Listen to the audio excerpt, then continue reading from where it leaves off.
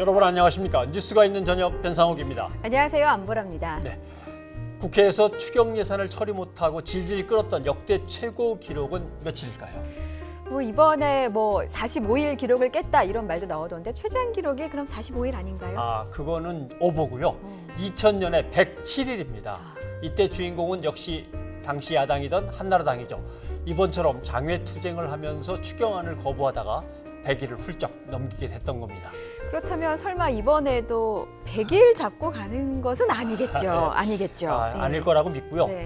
다만 한 가지, 태풍이나 가뭄, 전염병 등 재난이 발생했을 때 긴급한 재난복구 예산이 들어있던 추경 예산안 경우에는 평균 15일 안에 추경 예산을 처리했습니다. 15일. 네, 15일입니다. 한국당도 알고는 있어야 될 것 같아서 제가 반복해서 강조를 합니다. 자, 뉴스가 있는 저녁 뉴이자는 라디오와 유튜브 팟빵과 함께하고요. 댓글과 문자 환영합니다. 샵 0945번, 우물정 0945번의 유료 문자 열려 있습니다. 자, 선배님 방금 문재인 대통령의 오슬로 포럼 기조연설 들으셨는데 논평하신다면요? 내용은 다 보셨을 거고요. 다만 오슬로 포럼에 대해서 이해를 약간만 도와드린다면 이렇게 이해하시면 됩니다. 노벨상을 스웨덴에서 주관하지만 세계인 모두의 상이죠. 그렇죠. 그렇습니다. 그래서 오슬로 포럼도 노르웨이 주관이긴 하지만 세계적인 평화 포럼입니다. 특히 중요한 점은 갈등과 분쟁 지역을 놓고 지구촌의 전문가와 지도자들이 상당히 구체적인 논의를 벌이고 아이디어를 서로 공유하는 자리입니다. 그러니까 북미 협상의 교착 상태를 풀고서 한반도 평화 체제를 구축하려는 우리의 노력을 사실은 꼭 설명해야만 되는 그런 자리죠. 상당히 중요한 자리군요. 그렇습니다. 그렇다면 청와대 취재기자 연결해서 자세한 이야기 한번 들어보겠습니다. 임성호 기자. 네, 청와대입니다. 문 대통령의 오슬로 연설 제목이요. 국민을 위한 평화입니다. 이 연설의 내용과 의미 자세히 설명해 주시죠. 네, 말씀하신 대로 문 대통령은 조금 전이죠. 우리 시각으로 저녁 7시 10분쯤에 노르웨이 오슬로 대학 강당에서 열린 오슬로 포럼에서 기조 연설을 했습니다. 이 연설에서 국민을 위한 평화를 한반도 평화 구축을 위한 새로운 키워드로 제시했습니다. 진정한 평화는 국민의 삶에 실질적으로 도움이 되면서 국민이 적극적으로 남북의 분단을 극복해 나가도록 이끈다고 말했는데요. 그 구체적인 방안도 문 대통령은 제시했습니다. 우선 사람이 오가지 못하고 있는 남북 접경 지역에서 발생하는 산불과 병충해, 가축 전염병과 같은 재해부터 또 바다 위의 경계로 인한 남북 어민들의 조업권 문제 등을 남북이 함께 해결하자고 제안했습니다. 이를 통해서 남북 평화가 우리의 삶을 실질적으로 나아지게 한다는 인식이 생겨나고 또 이를 통해서 비핵화와 평화체제라는 커다란 평화의 물줄기도 힘차게 흐를 거라고 강조했습니다. 문 대통령은 또 이웃 국가의 분쟁과 갈등 해결에 기여하는 남북 평화를 추구하겠다고 밝혔습니다. 한반도의 항구적 평화 정착을 통해서 동북아의 냉전 구도를 해체하고 역사와 이념으로 오랜 갈등을 겪은 동북아 국가들이 미래지향적인 협력으로 나아갈 것이라고 강조했습니다. 또 지난해 앞서 동북아 6개국과 미국이 함께하는 동아시아 철도 공동체를 제안했다면서 한반도의 평화가 아시아와 유럽의 공동 번영으로 이어지는 날이 오길 바란다고 밝혔습니다. 네, 오늘이 6.12 싱가포르 북미 정상회담 1주년이기도 합니다. 하노이 회담 이후에 북미 대화가 교착에 빠진 상황이기도 한데 문 대통령은 그래도 여기서 긍정적인 전망을 내놨습니다. 네, 말씀하신 대로 문 대통령은 오늘이 제1차 북미 정상회담 1주년이기도 하다는 말을 언급했습니다. 한반도 평화체제의 큰 원칙, 또 새로운 북미 관계 수립에 합의한 트럼프 미국 대통령과 김정은 북한 국무위원장의 담대한 의지와 지도력이 큰 기여를 했다고 강조했습니다. 또 여전히 북미 간 합의는 진행 중이고 지금의 북미 간 교착 상태는 지난 70년 동안의 북미 간 적대감을 녹이는 과정이라고 말했습니다. 문 대통령은 또 트럼프 대통령과 김정은 위원장이 여전히 상대에 대한 신뢰와 대화 의지를 보여주고 있고 국제사회도 북미 대화를 통한 평화 실현에 한결같은 지지를 보내고 있다고 말했습니다. 문 대통령은 그러면서 지금 우리에게 필요한 건 새로운 비전이나 선언이 아니라 서로에 대한 이해와 신뢰를 깊이 하고 대화 의지를 확고히 하는 것이라고 덧붙였습니다. 네, 트럼프 미 대통령이 이제 김정은 위원장의 친서를 보냈다 이 같은 사실을 공개했었는데 문재인 대통령이 여기에 대한 언급도 했죠. 네, 그렇습니다. 문 대통령이 기조연설을 끝낸 뒤 진행한 일문일답에서 이같이 밝혔습니다. 김정은 위원장이 트럼프 대통령에게 친서를 전달한 사실을 사전에 알고 있었다고 말했고, 또 친서의 대체적인 내용도 미국 측으로부터 전달받았다고 설명했습니다. 또 문 대통령은 자신은 언제든 김정은 북한 국무위원장과 만날 준비가 돼 있다면서 6월 말 트럼프 대통령의 방한 이전에 김정은 위원장과 자신이 만나는 것이 바람직하다고 본다고 말했습니다. 하지만 이 또한 김정은 위원장의 선택에 달렸다고 선을 그었습니다. 또 북미 관계가 겉으로는 교착 상태인 것처럼 보이지만 북미 정상이 상대에 대한 신뢰와 변함없는 대화 의지를 표명하는 등 대화의 모멘텀은 유지되고 있다고 설명했습니다. 하지만 대화가 없는 기간이 길어질수록 열정도 식을 수 있다며 자신은 트럼프 대통령과 김정은 위원장이 조속히 만나기를 촉구하고 있다고 강조했습니다. 지금까지 청와대에서 YTN 임성호입니다. 다음 소식입니다. 네. 이호 여사의 빈소에 북한에서 조문단이 오느냐 안 오느냐 관심이었는데 네. 조의문과 조화가 왔죠. 네, 김정은 국무위원장의 이름으로 되어 있는 조의문과 조화가 도착을 했습니다. 이걸 직접 들고 온 사람이 동생인 김여정 제1부부장입니다. 네. 정의용 우리 국가안보실장이 판문점에 가서 받아온 거죠. 예, 이 정의용 실장의 브리핑이 있었는데요. 김여정 부부장의 발언을 전했습니다. 민족 간 화합과 협력을 위해서 애쓰신 고 이희호 여사의 뜻을 받들어 남북 간 협력을 계속해 나가길 바란다고 말했다고 합니다. 다른 메시지는 없었다고 하죠? 네. 예. 양측은 고인에 대한 남북의 추모와 애도에 집중을 했고 별도의 메시지 교환은 없었다고 정의용 실장은 밝혔습니다. 그리고 판문점의 박지원 김대중 평화센터 부이사장도 동행을 했고요. 장례위원회를 대표해서 간 건데 15분 정도 이야기를 나눴고 분위기는 좋았다고 전했습니다. 북측에서는 김여정 제1부부장 외에 리현 노동당 통일전선부 부장 등 2명이 나왔다고 합니다. 그리고 방금 들어온 소식인데요. 이 박지원 의원이 북측이 보낸 조의문을 직접 읽었다고 합니다. 한번 들어보시겠습니다. 김대중 전 대통령의 부인 이호 여사가 서거해왔다는 슬픈 소식에 접하여 유가족들에게 심심한 애도와 위로의 뜻을 표합니다. 이호 여사가 김대중 전 대통령과 함께 온갖 고난과 풍파를 겪으며 민족의 화해와 단합, 나라의 평화와 통일을 위해 기울인 헌신과 노력은 자주 통일과 평화 번영의 길로 나아가고 있는 현 북남 관계의 흐름에 소중한 밑거름이 되고 있으며 온 결에는 그에 대하여 영원히 잊지 않을 것입니다. 조선민주주의인민공화국 국무위원회 위원장 김정은.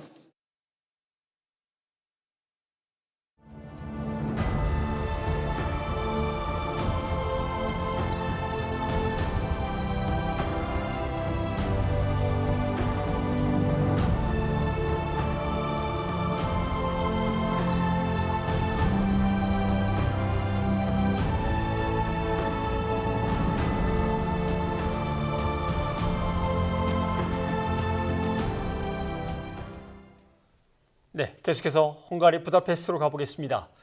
인양된 유람선은 사고 지점에서 남쪽으로 10km 정도 떨어진 체펠섬에 지금 옮겨놔 있습니다. 4명의 실종자를 찾기 위한 수색 작업은 계속 진행 중이죠. 예, 그렇습니다. 우리 구조대가 직접 선체에 들어갔습니다. 헝가리 경찰과 공조하고 있는 상황이고요. 우리 시간으로 오후 5시부터 수색을 시작했으니까 지금 3시간 좀 넘게 지나고 있는 상황입니다.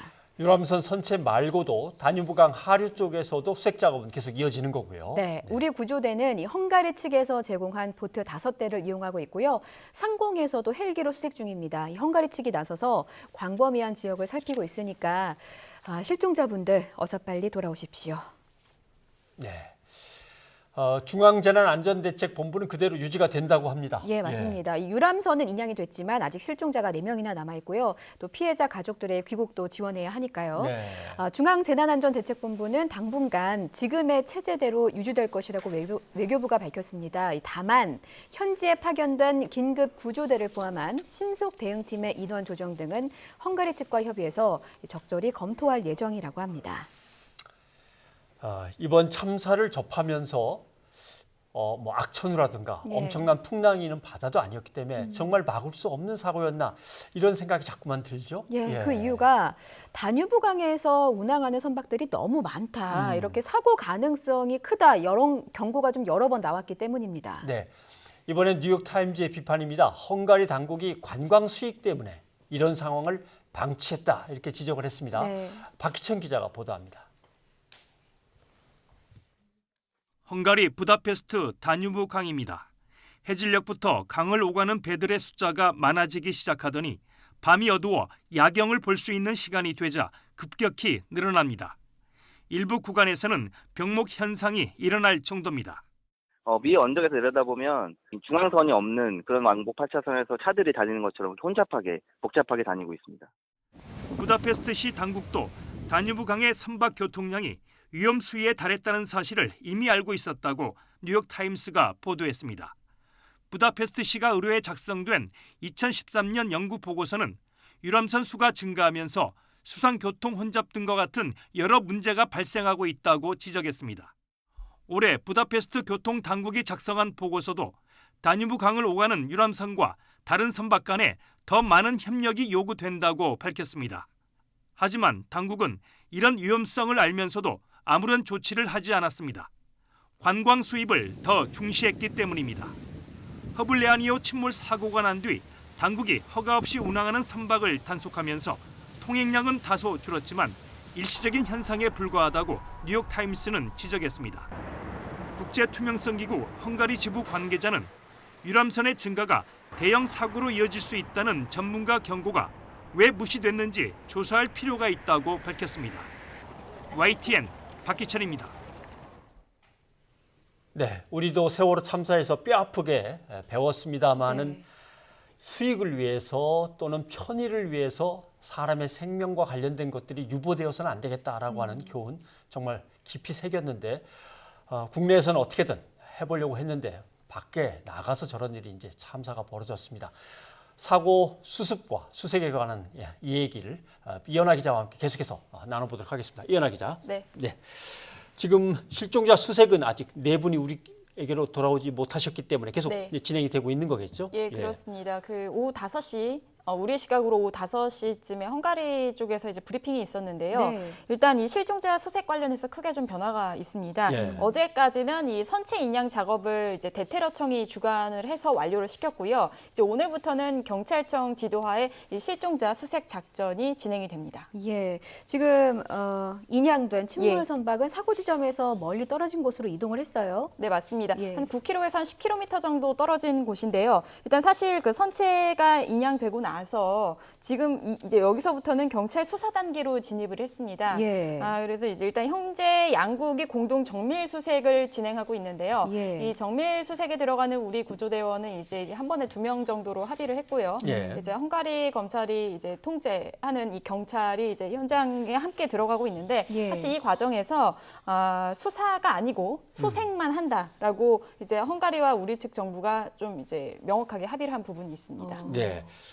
인양된 사고 선박의 지금 모습은 또 상태는 어떻다고 합니까? 네, 뭐 어제도 저희가 이제 생중계로 보여드린 것처럼요, 선체의 모습은 좀 그대로 유지가 됐다고 좀 판단이 되어집니다. 예. 네, 뭐 선체 중간의 가판이나 뭐 왼쪽 난간 모두 좀 사라졌고 오른쪽도 부서져 있는 상황이었고요. 이제 뭐 선수 난간이나 뭐 선미 난간 좀 대체로 유지가 됐었고 조타실 지붕도 찌그러져 있는 또 상태였습니다. 예. 근데 무엇보다 이제 선체 안이 좀 토사가 많이 쌓여 있었습니다. 가구들이 좀 엉켜 있어서 추가 수색이 필요하다라는 부분이 이제 많이 나왔던 부분이었죠. 예, 뭐 소지품뿐만이 아니라 뭐 많은 것들이 좀 엉켜 있기 때문에 예. 네. 여기서 부디 실종자가 나오기를 좀 간절히 바라겠습니다.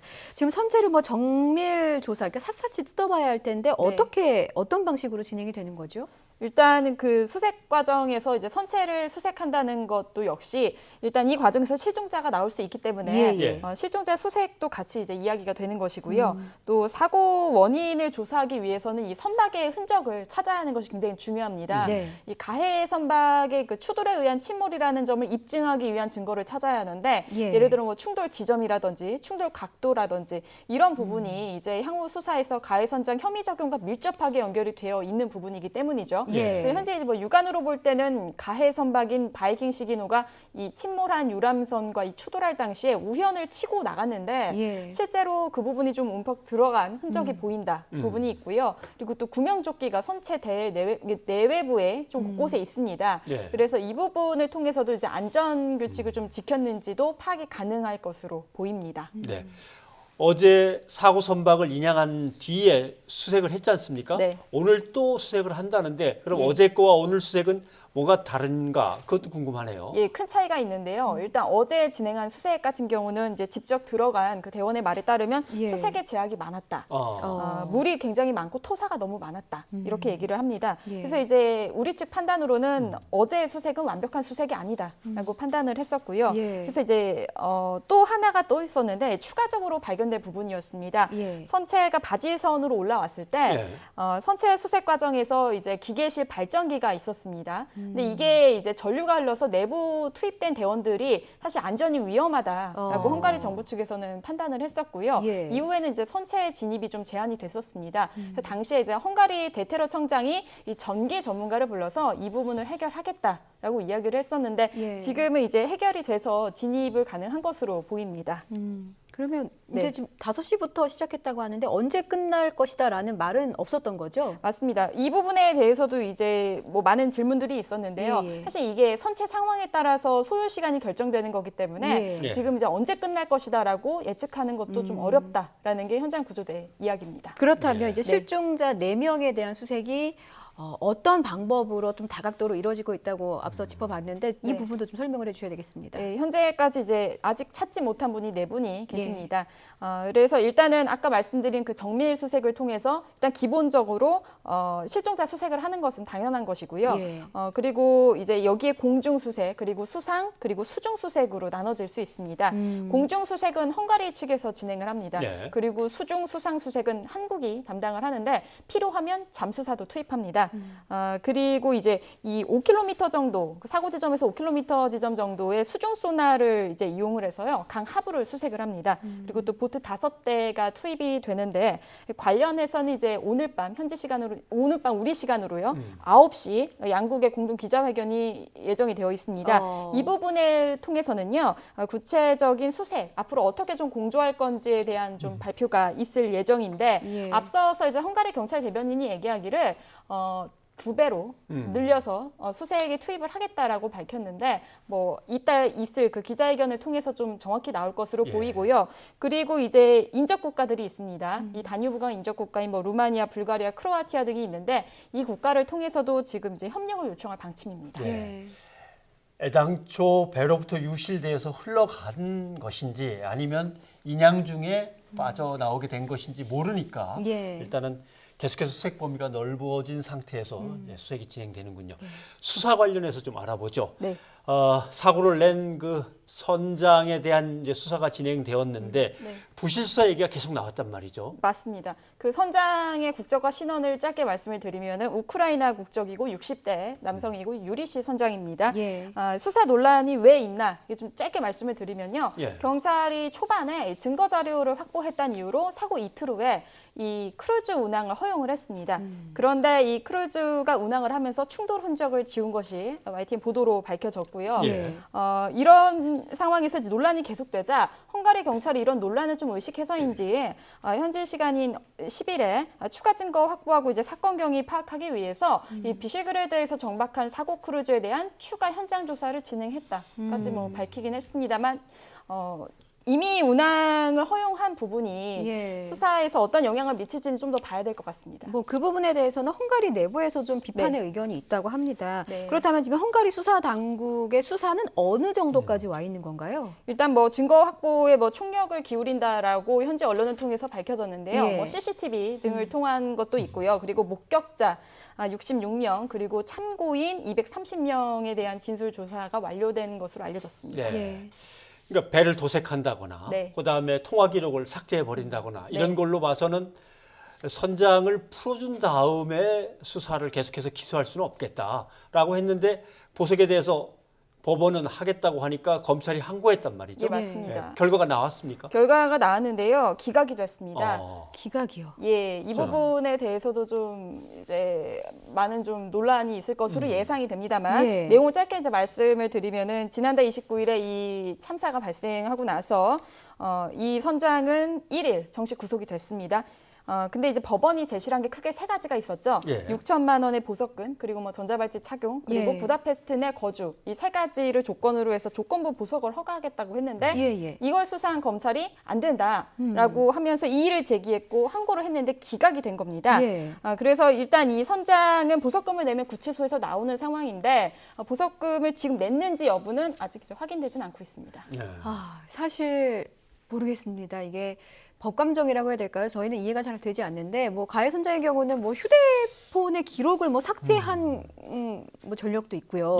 앞서 뭐 사고를 낸 전력도 있다 2달 전에 그런 얘기도 저희가 계속해서 나눠봤었는데 기각이 됐다고 한 사실이 좀 충격적인 것 같습니다. 우리 상식으로 보면 그런 정도 행동이면 증거인멸의 우려가 얼마든지 있다고 봐야 될 것 같은데. 그렇죠.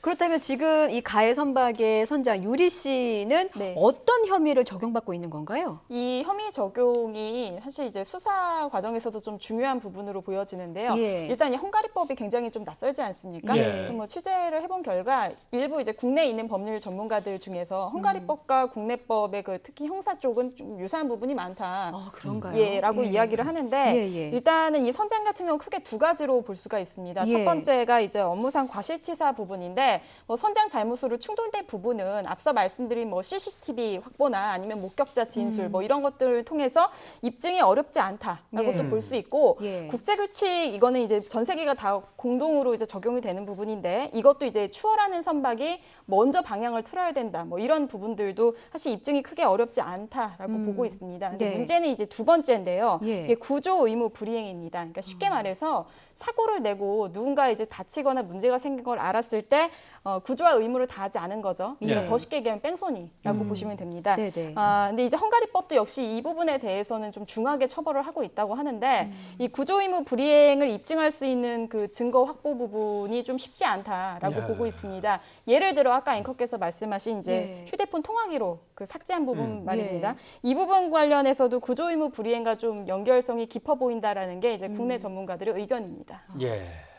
근데 지금 선장은 계속해서 진술을 거부하면서 그것도 뭐 권립니다마는 수사에 협조를 하고 있지 않은데 계속 진술 거부하는 게 자기한테 이득이 될까요? 그렇습니다. 이게 이제 그 앞으로 이제 소송으로 진행이 되면 이것이 이득이 된다는 게 역시 이제 전문가들의 좀 의견인데요. 좀 설명을 드리면 아까 이제 두 번째 말씀드렸던 구조 의무 불이행 관련해서 좀 밀접한 연결이 있는 겁니다. 그러니까 예를 들어 이제 선장이 계속해서 말을 하지 않고 있는데 그렇다면은 이제 대형 크루즈였기 때문에 선장만 운행을 한 게 아닙니다. 옆에 있는 다른 분들도 있지 않았습니까?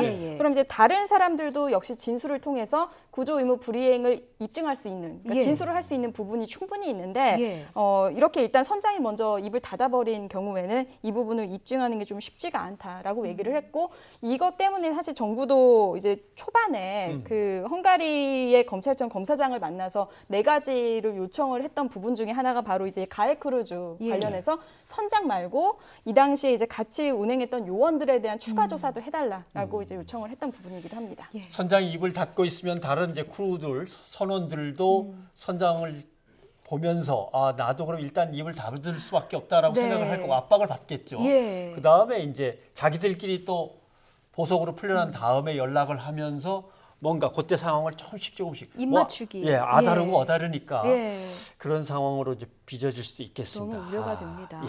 이현아 기자 수고하셨습니다. 전 남편을 살해한 혐의를 받는 고유정이 검찰에 송치됐습니다.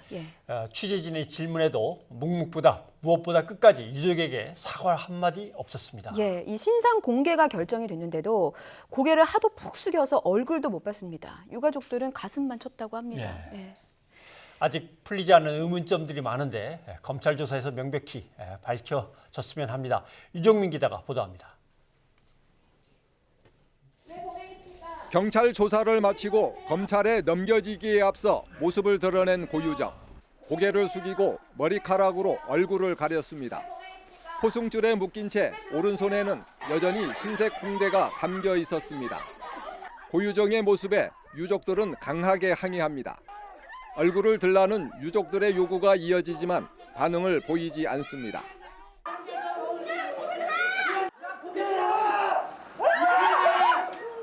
취재진의 질문에도 아무런 대답을 하지 않습니다. 유가족에게 하고 싶은 말 없으십니까? 검찰로 넘겨진 고유정은 앞으로 남은 의문점을 풀기 위한 보강 수사를 받게 됩니다. 명확하지 않은 범행 동기와 공범 여부, 시신 훼손 등의 조사가 중점적으로 이뤄질 전망입니다. 유족들은 철저한 조사와 강한 처벌을 요구했습니다. 그 살인자는 저 형만 죽인 게 아니에요. 저희 가족도 그날부터 다 죽어 있어요. 고유정은 지난달 25일 제주의 한 펜션에서 전 남편을 살해하고 시신을 유기한 혐의로 구속됐습니다. 경찰은 고유정이 전 남편이 재혼 생활에 방해될 것을 우려해 범행을 계획한 것으로 결론 내렸습니다. YTN 유종민입니다. 네, 저희 샵 0945번의 유료 문자로 네, 시청자 여러분의 의견 받았고 유튜브와 팟빵으로도 받았는데요. 우선 고25 36님, 고 이희호 여사님 하늘나라 가셔서 푹 쉬시고 한반도의 평화가 하루빨리 이루어지기를 응원합니다. 아마 고인께서도 하늘나라에서 늘 이걸 기원하고 계실 거라고 생각합니다. 네, 또 3369님은 교통정보 주셨습니다. 양재 IC에서 택배 트럭에 불이 났다. 소방차도 출동했으니까 조심하시라 이런 문자를 주셨는데요. 이런 교통정보 정말 환영합니다. 좋은 정보 주셔서 너무 감사드리고 큰 피해가 없어야 할 텐데요. 무엇보다 좀 빨리 수습이 이루어졌으면 좋겠습니다. 6010님은 이강인 선수의 저 표정 정말 잊을 수가 없습니다. 앞으로도 탄탄대로가 될 거예요. 저희들도 꽃길만 열렸으면 좋겠습니다. 네, 또 유튜브에서 청천포님도 장하다 대한건하드라라고 의견 주셨고요. 그 밖에 유튜브에서 그 유람선에서 수습이 된 희생자 중에 6살 아이가 있는지를 묻는 질문이 있었는데요. 6살 아이는 어제 발견된 한국인 희생자 중에 있었습니다. 성인 여성의 품에 안겨 있었던 것으로 이제 전해지고 있는데 자세한 소식은 저희가 확인되는 대로 다시 한번 전해드리도록 하겠습니다.